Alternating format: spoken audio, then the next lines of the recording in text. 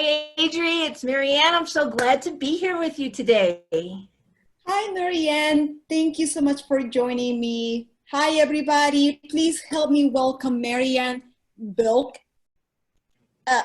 B-L-K, a stand-up comedian at 21, first successful business at 25, and she has over 20 years of experience as a business strategist. So thank you so much for joining us. Say hello, everybody. Take it away, Marianne.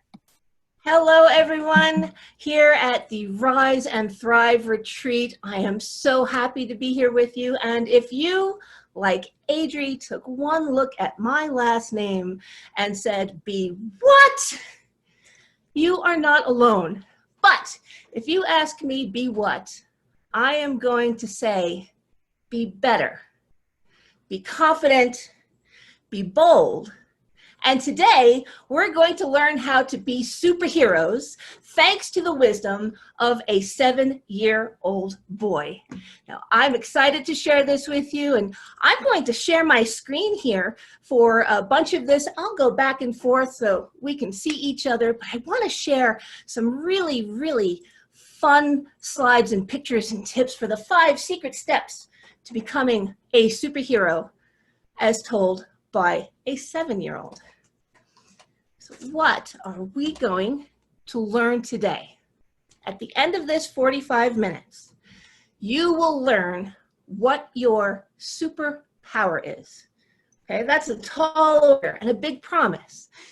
You will also learn what your best superhero suit is, and by the end of our presentation today, you will know what your superhero pose is. Okay, now that is not a stereotypical superhero pose, but this is a no judgment zone.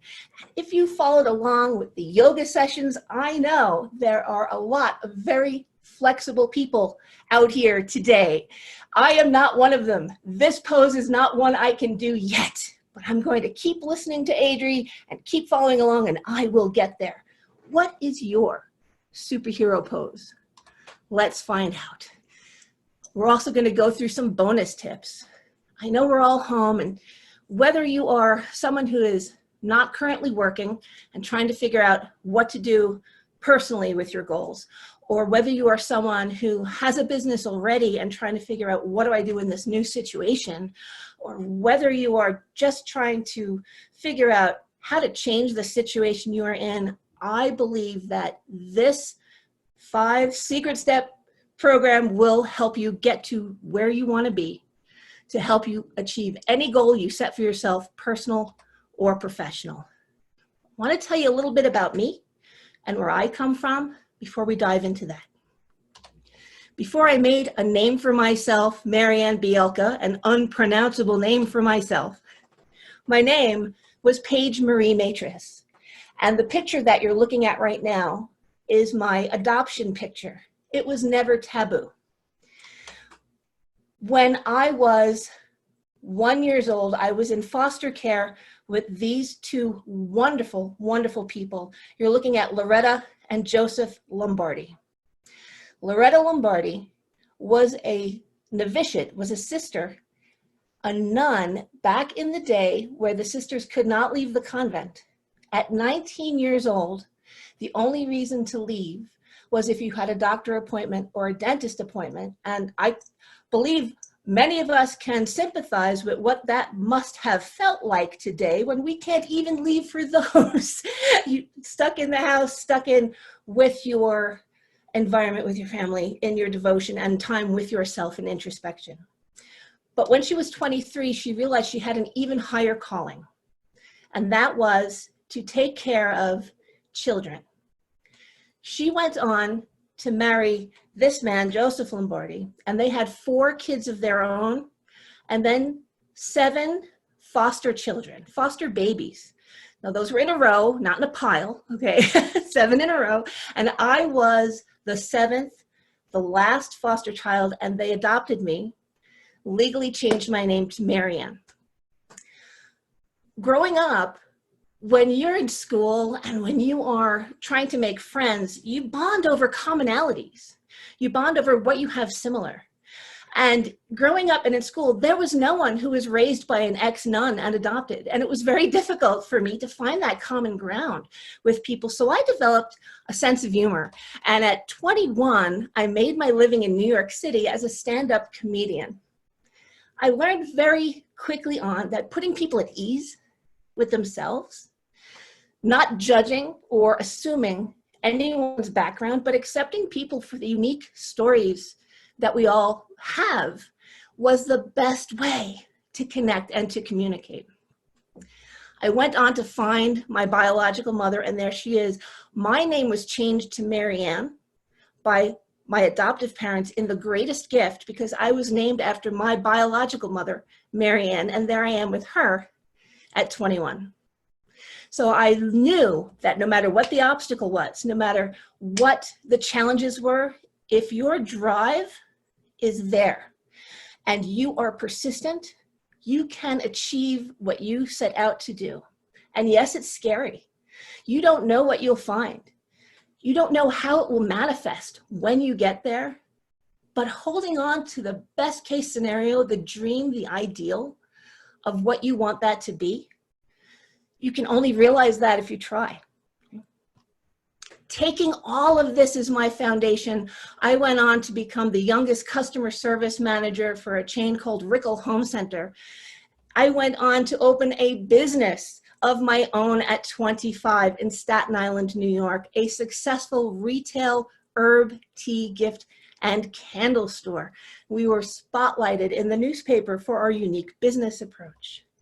I have since gone on to lead 7-figure programs, revenue streams for companies and to help companies grow. Then the best thing in my life happened and I became a mom, and I realized I needed and wanted to spend more time with my son. So I left all that, and now I work for myself, helping people like you, businesses like yours, individuals transform and become who they want to be and grow in business and for themselves. So thank you. I wanted to share a little bit about me before we learn from this guru. This is my son, Quinn. If I told you that you could learn a valuable life lesson from a 7-year-old boy, would you believe me? Well, you should. Because although they say girls are sugar and spice and everything nice, and boys are a noise with dirt on it, neither description screams life coach, but kids can teach us a lot if we let them. And let's face it, you're here today. I am willing to bet my entire bank account that you were once a kid too. And I bet you were really, really smart. The older I get, the less I know. But if we can reach back to our inner child and learn from the wisdom of youth and innocence around us, we're going to be surprised at how far it can take us. When my son was 7, he came up to me and said, "Mom, can I show you this list I made? It has the steps on how we can be superheroes."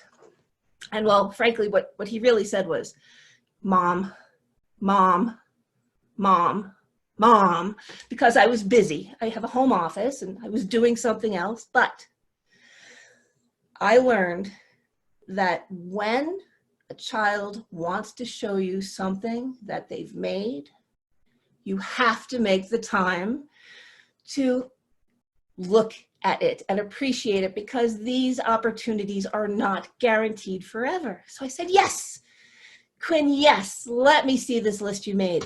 And this is the exact list that he handed to me in his handwriting. The 5 secret steps to becoming a superhero.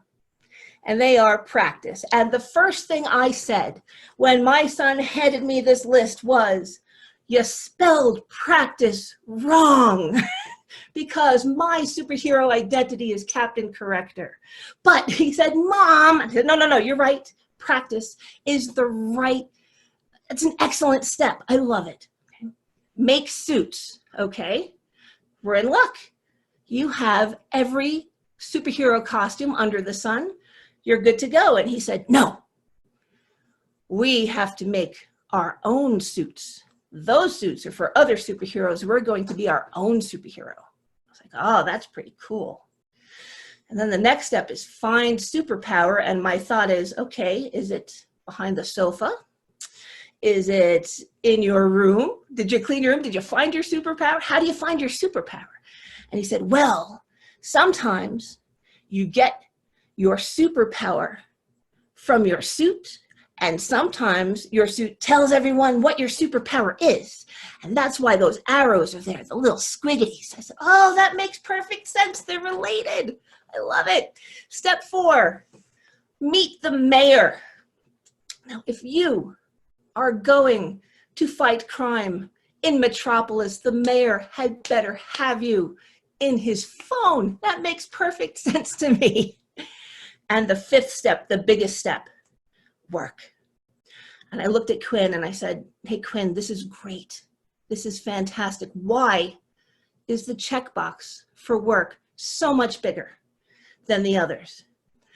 And he looked at me and he gave me that eye roll, you know, the eye roll that you can hear from down the hall. He's like, Mom, it's the biggest because it's the most important one. And I'm thinking to myself, holy cow, this 7-year-old nailed it. I was so proud. I had it on the fridge. I had a copy near my computer at my office. And it occurred to me, this is not just how to be a superhero. These are the steps on how to meet any goal that you set for yourself, personally or professionally. And over the last several years, my clients who work with me one-on-one or come to my trainings, we take a deep dive into each of these. And today I'm going to take you through an overview of how you can apply these 5 secret steps to becoming a superhero. Now, why are they secret?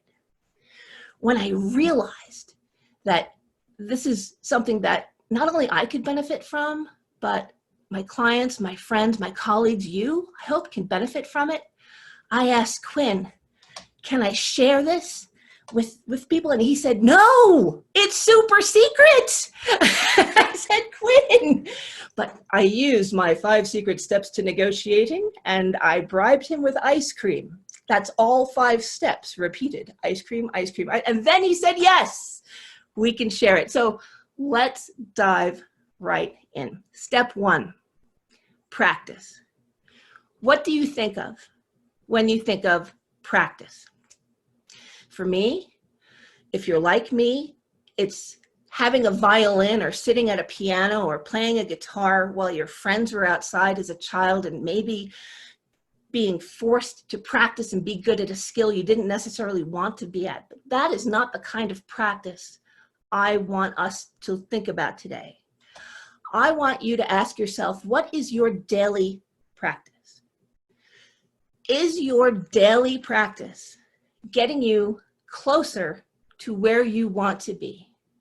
And if not, how do you change it to get it closer to where you want to be? In the past 6 weeks, I'm not sure if you at home are under a stay-at-home order or if you're going out every day, being careful, I hope, taking precautions to keep yourself safe. Our daily practices have changed. Are you incorporating self-care into your daily practice? Are you incorporating care for others into your daily practice? One practice that I have had for years is sitting. And I would love to tell you that it is sitting in meditation. Adri, no, I am not as disciplined as you are. I am sitting right here in front of the computer. I'm surfing Facebook. I'm putting memes, and I'm trying to find a way to laugh. If you are like me, this is great. This is a form of self-care. Okay? If you have a goal during this, perhaps you have kids at home and you're homeschooling. Part of your daily practice is now focusing on taking care of those in your tribe. If you have extended family and neighbors that you're checking on, maybe part of your daily practice is calling them, do you need anything? I'm going on my errands today I can drop something off for you, what is your daily practice? Is it eating when you're bored? Because I'm guilty. I am a nacho cheese fiend. I never bought nachos and cheese before I realized I was going to be home. And for some reason, I went for comfort food. Not good. I have undone all of the gains or losses that I had in my healthy lifestyle building in just the last few weeks. My daily practice was not getting me to where I needed to be. But in the last few weeks, last 2 weeks, I've shifted that, going for walks in the morning, making sure to write postcards to keep in touch with people, maybe cheer them up a little bit during their day, to reach out, I care, and walk to the mailbox, find out where that nearest mailbox is. So ask yourself, is your daily practice getting you closer to where you need to be? And if not, what can you do to tweak it and adjust it so that you are getting closer to where you are nourishing yourself and those around you? Okay. So getting back to, these are my dogs. Their daily practice is sitting on the sofa. Okay. I am changing their daily practice too. Those of us who are just being a little lazier because we're in quarantine, you can do it for self-care for a little bit, but come on, you know in your own heart and in your own mind what you need to do. So what's your daily practice and what do you want it to be? Moving on. Oh, the bonus, how to change a habit. You have cue, you have reward, and you have routine. So if your daily practice is now, okay, I just want to eat chocolate ice cream a little bit too often. The cue is I'm bored. I feel like I want happiness. I feel like I want some sort of satisfaction. My routine is to go and get the ice cream and eat some when maybe I shouldn't. Maybe I didn't walk enough that day. The reward is a feeling of, okay, I feel like I've done something that makes me feel happy. I feel like I've done something that makes me feel satisfied as a short-term reward, not a long-term reward. So when you recognize what your cue, reward, and routines are, if my cue is I want to eat something for a reward to feel better, so I go through this routine, well, then my cue is, I want to do something that makes me feel better. Maybe it's physical exercise. Maybe it is arranging that closet that I haven't done. Even though I'm home now, I have the time. Maybe it is creating that new environment for myself. And the reward is satisfaction, but it is not the unhealthy routine. It is the healthier routine. Identify your cue and your reward, and it's much easier to change your routine and your daily practice. Are there any questions, Adri, before I go on to the next step? Let me check. I see a lot of people saying hello. Glad I found you. I'm from Indiana. Let's see. Any questions right now, everybody? If no, post them. No questions, just a lot of hellos. Hello. If there are any questions on this or any of the other steps, we'll have a little time at the end. Please feel free to put them in the chat. And remember, when you're changing your routine and you're changing your habit, you'll only hold yourself accountable for the new behaviors and goals that you let others know about. So tell people, hey, I'm going for a walk every day. Hey, I'm getting on that bicycle that has been collecting dust in my closet or my garage. Tell people what you're doing and you will find your tribe is cheering you on. Okay? Step 2, make suits. Now, they say dress for the job that you want, not the job that you have. I ask you, what job is Quinn going for here? I'm not sure. I know Easter Bunny is really not something that he can go for, but if you are following along, my son love costumes. Costumes part of his life as long as I can remember. And when you are dressed as a pirate, what is your inclination? You're going to go like this, arr, right? But when you are dressed as an astronaut, there is a 99% chance that you are not going to go, arr, because what we put on our bodies affects our mindset and our behaviors. And I say that as someone who, along with you, has spent more than one day in the same pair of pajamas over the past 6 weeks, haven't we? Right? Right? We have all done. In fact, I'm going to show you me here. Okay. If we get up and we shower and we put on makeup, whether we're home alone, whether we're home with our families, that we've seen our faces for the last 6 weeks, we've seen our best and our worst. When you get up and you get dressed for yourself, your level of confidence, your mindset changes along with it. Okay? I want you to practice this. When you say, okay, this is comfortable, but I want to feel a little better about myself. As you're sitting right now, if you are, or standing, put your shoulders back a little bit. Sit up a little straight. Put your feet firmly on the floor. Take a deep breath. Making suits is not only what we put on our bodies, but it is how we affect what is in our minds. Are you making your thoughts suit you? Are you surrounding yourself with positive influences? Well, you're here at Rise and Thrive. I know that you are. Make sure you make it your daily practice. Okay? All of these are in alignment with each other. Okay? I hope you're getting benefit from this. I really do. Okay? What are your power clothes? Is it a tuxedo? Are you dressed to the nines? Okay, you cannot go out to the nightclub if that was your thing. I went out to drop off mail at the post office, and I put on my knee-high go-go boots and my tunic skirt, and I dressed up to the nines to go out and drop the mail off, and then I ran by and picked up eggs because they had them, and I felt great. I had my mask on. That's okay. You don't have to go through your lipstick, but it's all right. What are your power clothes? Maybe they're your gardening clothes. Maybe your power clothes, okay, if you're saying your power clothes are your pajamas and you're sitting on your couch, okay, that is a relaxing move and it's self-care, but it's not a power kit. Let's not fool ourselves, okay? Your power clothes are where you stand up and you're there for yourself and for others because you are your most authentic, energetic version of you. Okay. And don't forget your secret lair. Every superhero has a secret lair where they go to refresh and energize and renew themselves. The secret lair, is it your bubble bath? Okay. Is it going out to a park? Do you have a pet? Can you take your dog around the block?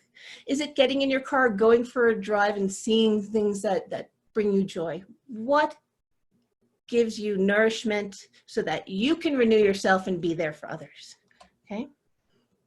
Bonus, how to be more creative. Let's say it's hard. We're home. We've been here for so long. How do we feel creative? How can we do it? Well, there are studies that have shown that if you want to be more creative, all you need to do is raise your eyebrows. Kids are far more creative than adults, and I can prove that. No adult has ever asked me what my third favorite dinosaur is. Okay, but my son has come into the room with a burning need to know what's my third favorite dinosaur. And I'm thinking, okay, like the first thing I think of is a T-Rex, and that can't be the answer because there's no way a T-Rex ranks third. So by default, the third dinosaur I can think of is my third favorite dinosaur. And I'm like, T-Rex, Brontosaurus, Triceratops. Okay.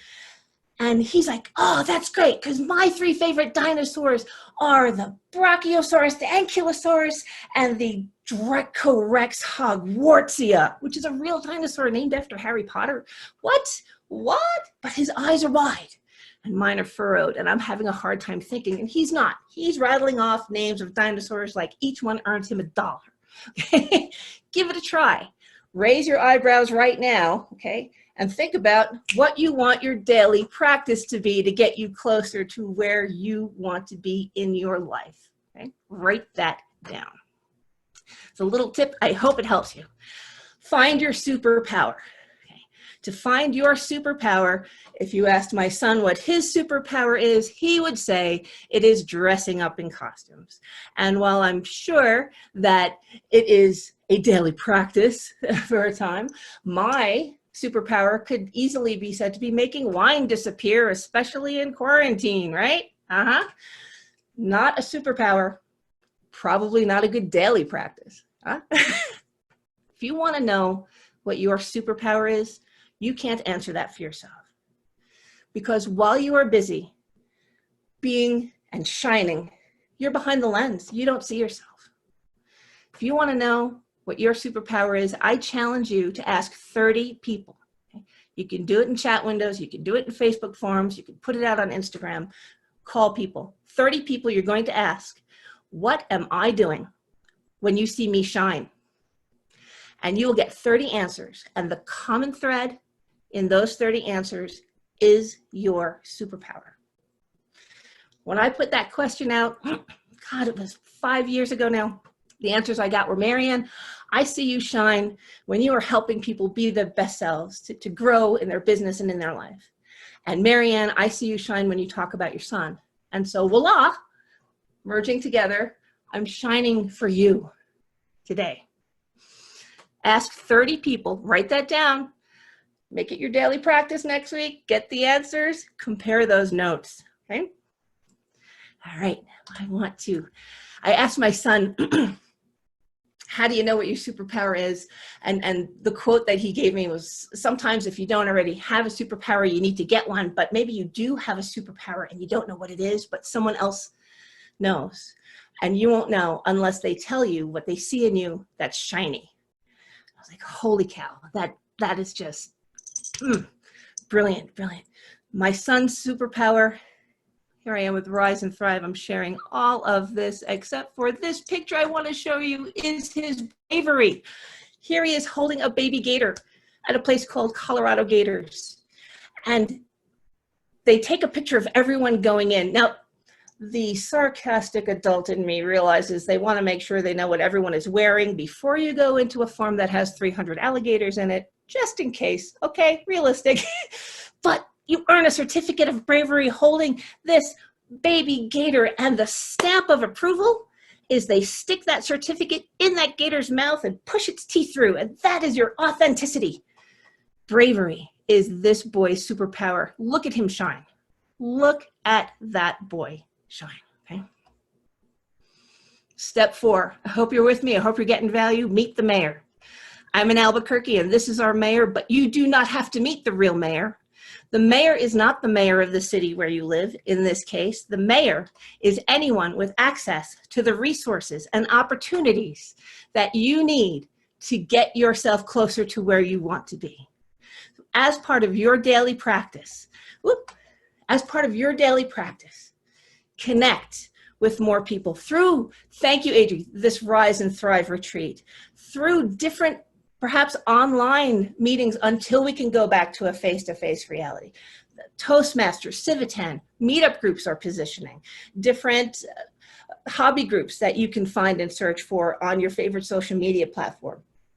And not only who can help you, but what do you have that can help others get to where you want to be? Because let's remember, the flow has to go both ways. It's not a one-way street for a true, authentic growth, transfer of energy.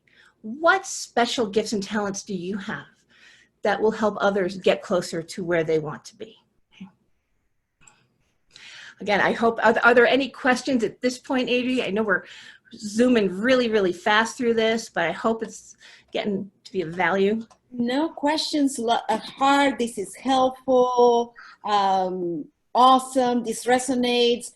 Jennifer says, I have a favorite color that I like to wear to make me invincible and power. Yes. Oh, I love it. Love it. Yeah. And you know, when you feel invincible and you make that pose and you're in a pose that feels powerful, it's scientifically proven to reduce the levels of the stress hormone cortisol.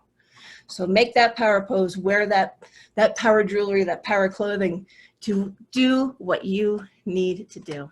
I want to give you some tidbits for communication that may help you as well. So I am finagling with this screen share. I really appreciate how much we're getting covered here today. And I hope this is helpful. So there are generations in communicating and reaching out and in networking. I hope these help you. The silent generation, the traditionalists born before 1945, the boomers 45 to 65, Gen X 65 to 80, Gen Y or millennials 1980 to 2000, and Gen Z 2000 and on. These are sweeping generalizations.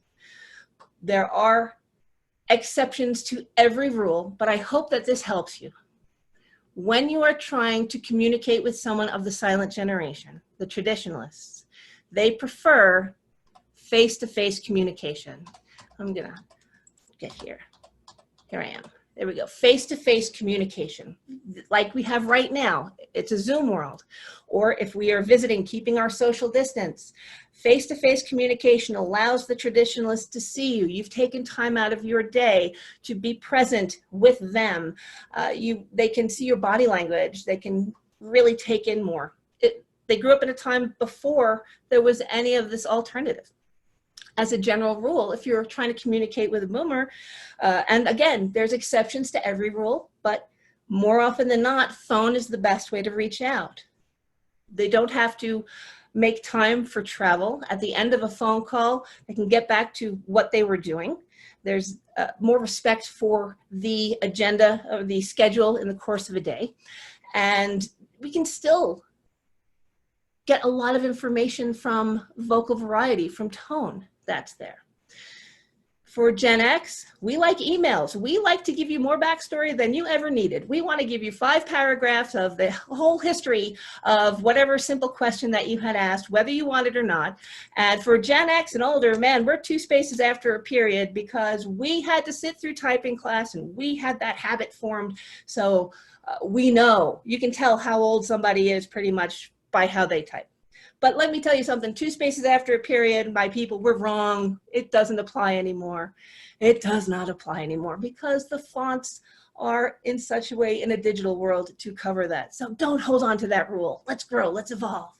The millennials, Gen Y, text. Why go for 5 paragraphs when I can answer your question in 5 words and a picture? It is an efficient way of communication. Okay, so you want to really get in front of, get your message in front of this crowd in this age group, text is the way to go. And then Gen Z, like Gen Y, has that screen no further than 6 feet away from them at all times. But where Gen Y has the phone as a binding force, a tribe building force, a connecting force, Gen Z is looking at that screen as entertainment. An email is an interruption, a text is an interruption, and a phone call is an interruption. So if you want to get to Gen Z and they're entering the workforce, there are many of us kids and grandkids now, face-to-face communication is the way to go. So I hope you found some value in that. I wanted to make sure that I gave you something that you could take not only for your business, but in talking with your families, because communication really is the key to everything. Okay. And so the last and the biggest is work. And I had asked my son, why is the checkbox for work so big? And if you recall, he said to me, because Mom, it's the most important one. But it's so big, not because, or not only because it's the most important one, but it has as its foundation the steps that come before it. Because if you change your daily practice to be getting you closer to what and who you want to be, if you make what you put on yourself, the thoughts in your head and your environment suit you and feed your good daily practice, if you find your superpower and get more opportunities to do what makes you shine, and if you network where you are receiving help from others and giving help from others, you are doing the work and you will be ready when you're called on to be a superhero. I want to tell you a story about what it's like to be called on to be a superhero. And I remember this day. It was beautiful, sunny. I can still smell the chlorine. We're at a public pool in Albuquerque. And I am standing in 3.5 feet of water, and I am holding my son above the water by his foot, upside down. And he is blue, and he is limp. His toes are blue, his lips were blue, and his fingers were blue. And I and the lifeguards on duty and the other parents and children in the pool had no idea that he was drowning. When he said he wanted to go swimming, I said, sure, I don't want to be a helicopter parent. You know what you're doing, go ahead. And when I skimmed and I didn't see him, I didn't want to worry. And when I looked again and I didn't see him, I didn't want to be overprotective. And then when I looked and I did see him, he's floating in 3.5 feet of water. And I didn't think. I jumped in and I grabbed the first thing that I could and lifted him up, and it was his ankle. And I shook him and I took him to the lifeguards, who were not sitting in their chairs. They're sitting at the side of the pool, paying more attention to each other than they were to the people in the pool. And when your crazy mom shakes you, it shakes the water out of your lungs. And when I got him to the lifeguards, he regained consciousness. And in that instance, I will forever be grateful that he is okay. But had it been one more minute, he would have been gone. Now, I want to be very clear about this, is that I am not the superhero in this story. The superhero in this story is Quinn, and this is at this pool. And this picture was taken 1 week later, okay? 1 week later, we went back. He made it his daily practice that summer to go back to this pool every day. He put on his suit. He found his superhero power of bravery. He met with the mayor, his swim instructor, who taught him how to swim, and he did the work. And I have to ask you, if he can do this, if he can change his daily practice, make what he puts on his body in his mind and in his environment suit him, to find his superpower, to meet the mayor and do the work, I ask you, don't we owe it to ourselves to do the same? If you are interested in learning more, I have a workbook applying these 5 steps to yourself.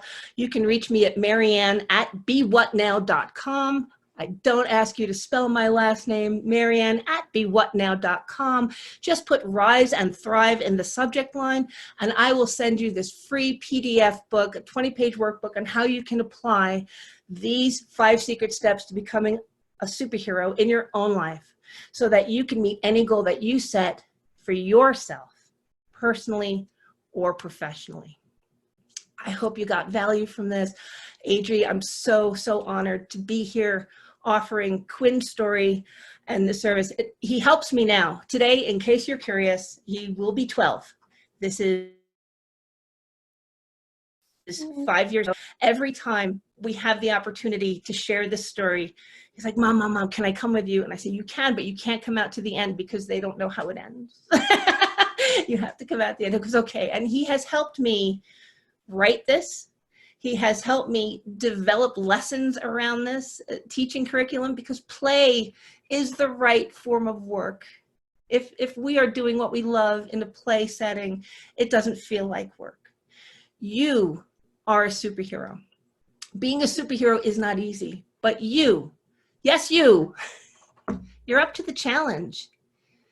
I know it, Quinn knows it, Adri knows it, you know it. Thank you, Adri. Are there any questions from? Wow, thank you so much. That's such a beautiful, and I'm trying not to cry, so I'm trying to hold it together myself in here, guys. So let's see, so moving. Wow, such a special message. Thank you. Quinn is a rock star. So thank you so much. And it is so true. Don't we owe it to ourselves? So yes, we are superheroes We just sometimes need a little help in figuring it out and finding what our superpower is and allowing ourselves to see ourselves how others often see us as well. So wise words plain is the right way to work. Yeah, so thank you so much. You're welcome. You could reach me at Marianne@BeWhatNow.com, strategicbusinesssolutionsconsulting.com. If I can be of service to you, Adri, to you listening in, please keep in touch. We love to hear from you, and I'd love to hear if you employ any of these tips, how they have helped you in this time. Thank you.